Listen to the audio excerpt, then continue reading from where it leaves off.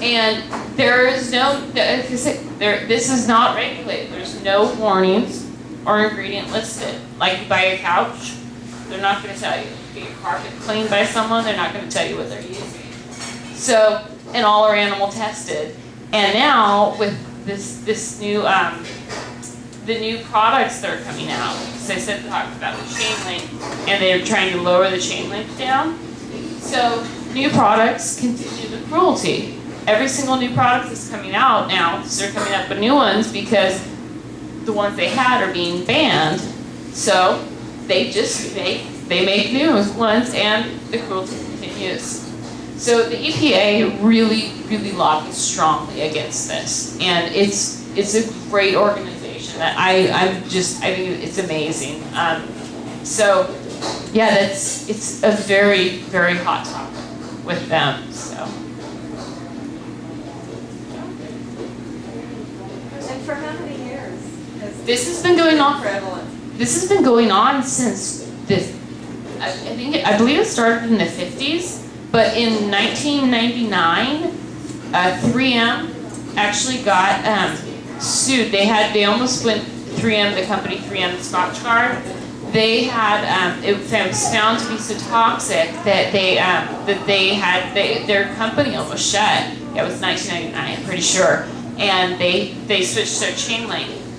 They had to switch their chain link purposely. They yanked the thing out. They could not produce it anymore because how toxic it was. So it's been going on for many, many years. Do they just change it a little bit? Yes, and then the studies aren't there, and they redo the studies, and yeah, it's really, and this is billion-dollar industries, and so that's why it's so hard. It's so hard for us to change it, for the EPA to change it. I'm still shocked that ban on food wrappers was turned down. I'm shocked. I really am. Okay. Going on from here is household cleaning. And this one, my mom sent me this one. Guzzy passed away. My sister's iguana. But I remember my sister was always so concerned about household cleaning and anything around Guzzy. I love it. And then the other one is Tony here, because he's not Tony. We call him Tony the cleaner, but he likes to unmake beds. The bed was made, and there he tore up the pillows, and then the rest of the bed. He looked really guilty right there. He's so adorable.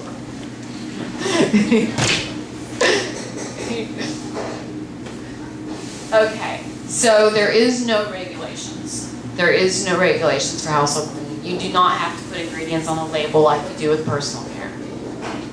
So what to look for is that you really want to see, the people should be proud. They should be happy about what they have on their label. So you really want a complete ingredient listing.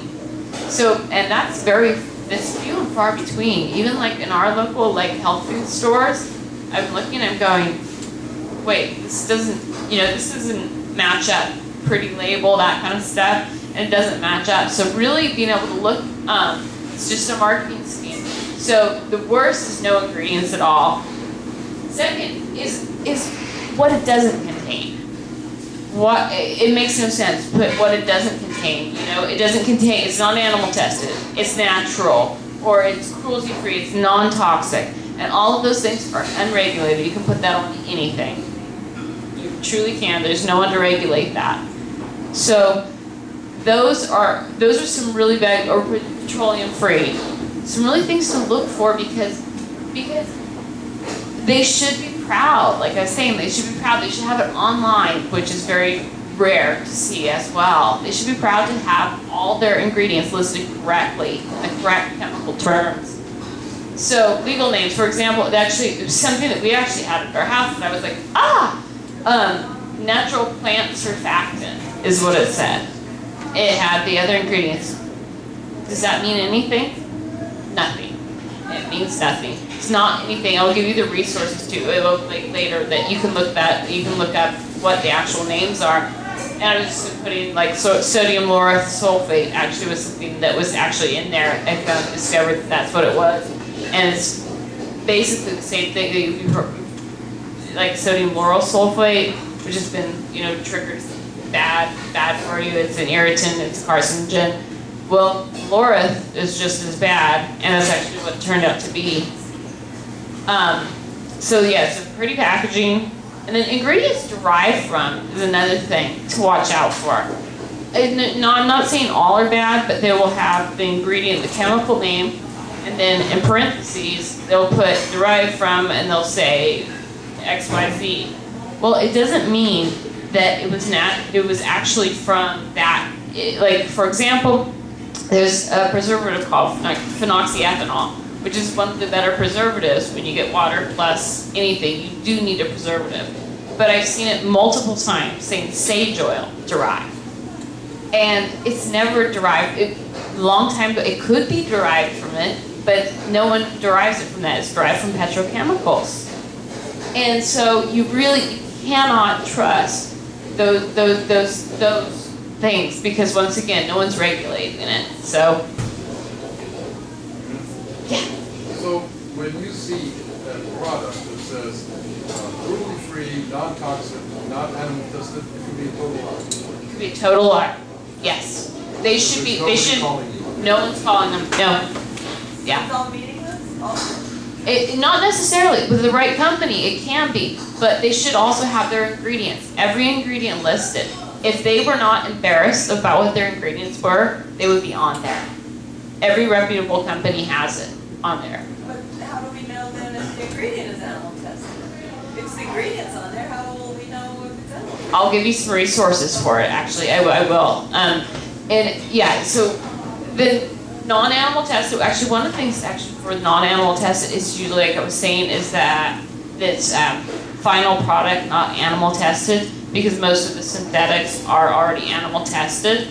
So it kind of puts it in a strange way. So that's something that, and I have respect for people who actually put final product rather than say non-animal tested. I think that's a lot more strong, because there is some points that you need a synthetic in some things, especially when you have water involved.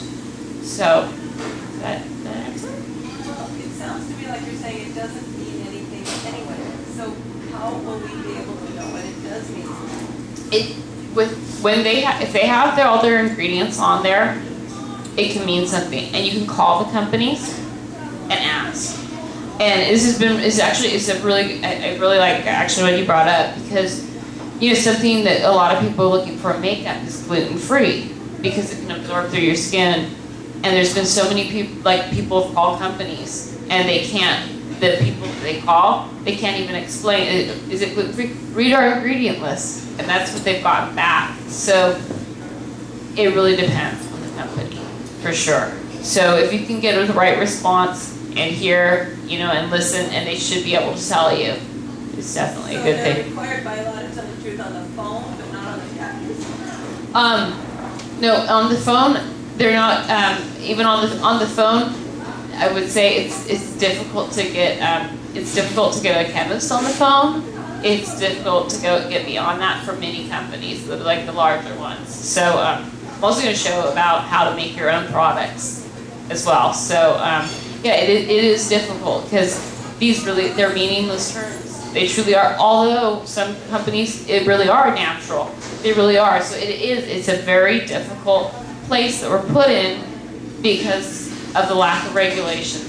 But with the regulations, there would be no small businesses. So it's a very double-edged sword.